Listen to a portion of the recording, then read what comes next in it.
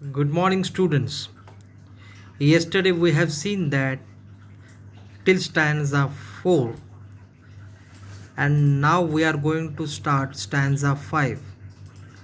Let's read the stanza 5.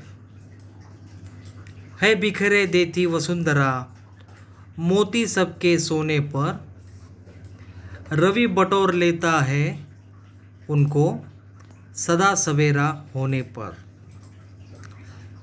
यहाँ पर कुछ मीनिंग्स हम देखते हैं।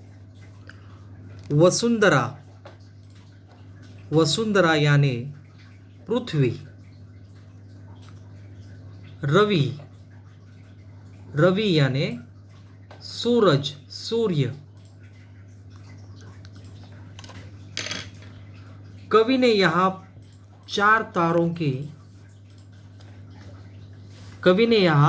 चांद तारों की तुलना मोती से की है।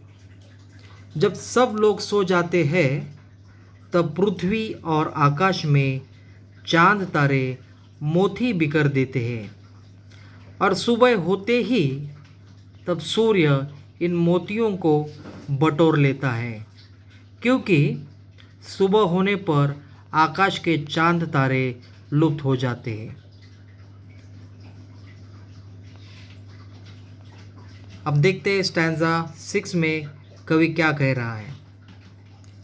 और विरामदायिनी अपनी संध्या को दे जाता है, शून्य श्याम तनु जिससे उसका नया रूप झलकाता है। इसमें हम देखते हैं कुछ शब्दों के अर्थ, जैसे कि विरामदायिनी, विरामदायिनी यानी विश्राम, आराम। श्याम, श्याम यानी काला रंग। तनु, तनु यानी शरीर। कवि कहते हैं जिस तरह सुबह होने पर बटोरे हुए चांद तारे रूप जैसे मोती, सूर्य उसे विश्राम देने वाली संध्या को सौंप देते हैं। यानी जब सूरज विश्राम करने जाता है या सूरज डूबता है, वह संध्या को मोती हवाले करता है। आइए हम देखते हैं 7वां स्टैंजा, जिसमें कवि कहता है पंचवटी की छाया में सुंदर पर्ण कुटीर बना, उसके सन्मुख स्वच्छ शिला पर धीर वीर निर्भीक मना। इसमें कुछ कठिन शब्द हैं जिसके अर्थ मैं बताने जा रहा हूँ। बच्चों, ये कठिन अर्थ अपने नोटबुक में आप लिख सकते हैं। जैसे कि पंचवटी, पंचवटी यानी 5 वृक्ष, 5 पेड़। कुटीर, कुटीर यानी झोपड़ी। शिला, शिला यानी बड़ा पत्थर। और निर्भीक यानी निडर।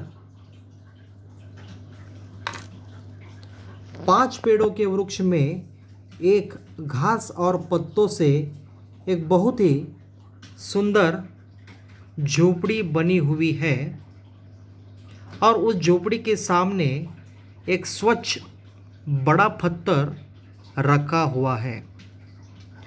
उस पत्थर पर एक निडर शक्तिशाली योद्धा विराजमान है। वो कौन है जो पत्थर पर बैठकर दृश्य देख रहा है? आइए हम अगली पंक्तियां देखेंगे। जाग रहा है कौन धनुर्धर, जबकि भुवन भर सोता है, भोगी कुसुमायुध योगी सा बना दृष्टिगत होता है।